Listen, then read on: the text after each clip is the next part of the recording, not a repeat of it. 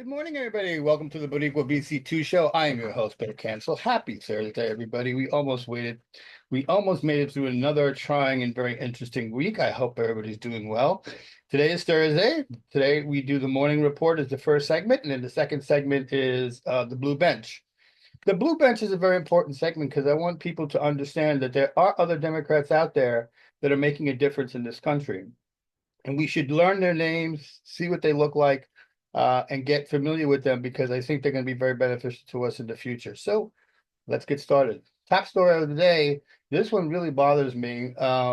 If you think that the Qatar deal with the airplane wasn't scandalous enough, I got another one for you. Qatar has decided, Qatar has secured, Trump secures a $10 billion investment from Qatar. This is separate from the plane. $10 billion investment from Qatar. And guess what? U.S. air bases. So let me follow the logic here. We want a terrorist country investing money in our U.S. air bases, and the current president of the United States does not see a problem with that. This reeks to the high heavens. And again, which has been said so much on social media, Qatar is not all of a sudden becoming an ally and being nice and giving us all these lavish gifts like planes and $10 billion for air bases and not wanting nothing in return. But what's not being reported, and this is what really bothers me, is what they are getting in return for that $10 billion investment in U.S. air bases. Everybody's hair should be standing up on end as I say that, because that is a serious problem. And I personally, in my opinion, and take it for what it's worth, I think this whole new relationship with Qatar's situation is going to blow up epically on Trump's face. I think if you've noticed the pattern in the past 4 months, he does something big. And then all of a sudden we start peeling back layers of the onion, and then we find out exactly what's really going on. I absolutely predict this is going to be another one. Qatar just didn't wake up as Trump landed in Saudi Arabia and say, "Hey, man, I got $10 billion for your U.S. air bases." Did not happen. Something's up. Pay attention. The plane issue is still there. Republicans are complaining about it. And again, like I said yesterday during the show, I really don't want to hear Republicans complain about it. I don't, because their talk is cheap. If you're really that offended by the Qatar airplane gift, then you need to stop it from happening, and you need to enforce the powers of Congress so that Congress can reject the gift. That's what you do to get this done. Talk is cheap. If you just want to talk and say I'm disappointed, it really opens up a lot of questions. I'm not secure. Talk is cheap. Actually do something about it. If not, shut up. This is another one that I find quite interesting. Trump suggests Iran nuclear deal near completion. This reeks of infrastructure week next week. It reeks of healthcare plan the next 2 weeks. President Trump stated that Iran has sort of is in quotes, sort of agreed to the terms of nuclear deal with the United States. This development indicates potential progress in U.S.-Iran relations. But don't get me wrong. I think Iran getting into some kind of nuclear deal with the United States would be good. It really good. You know, we don't need any more of that down there and so on and so forth. So it really would be good. The problem is that Trump lies so much, you just don't know what to believe anymore. And again, I have to question the legitimacy of this, because if Iran, who has been very vocal about not giving up their nuclear program or developing their nuclear program, suddenly switched, what did they get in return from the United States, which is not being reported? So another thing to watch for, another thing to think about, because I have very serious concerns about this. And in that same vein, I read about this morning, Trump claims India offered zero tariff trade deal. During a business roundtable in Doha, President Trump claimed that India has offered the United States a trade deal with zero tariff.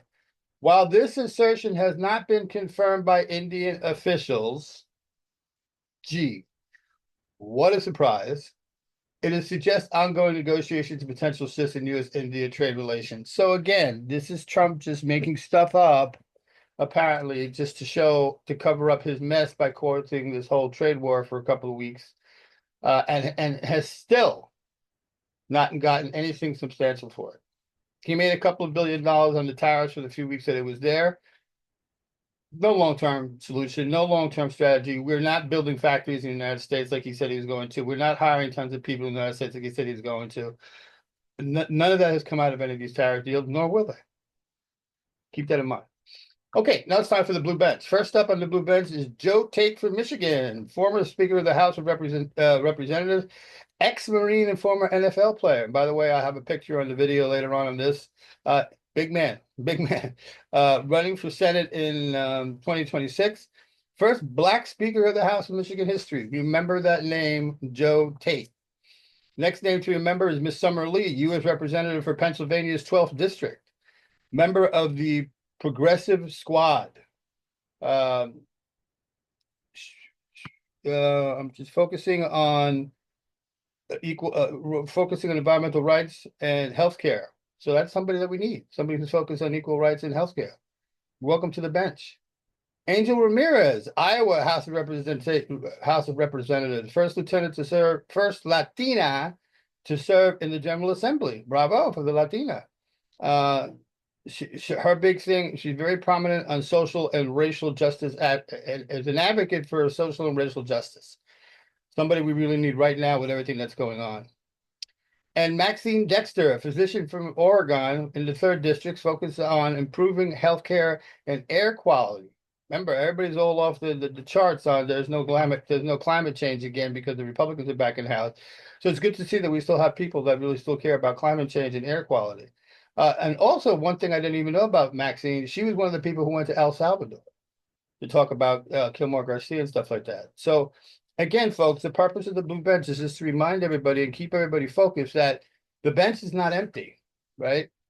We have people on the bench who are waiting to step up and in fact are stepping up, and we should look for them. We should reach out to them. We should follow them. We should donate to them and get these people up to speed to where they need to be with everybody else in the country.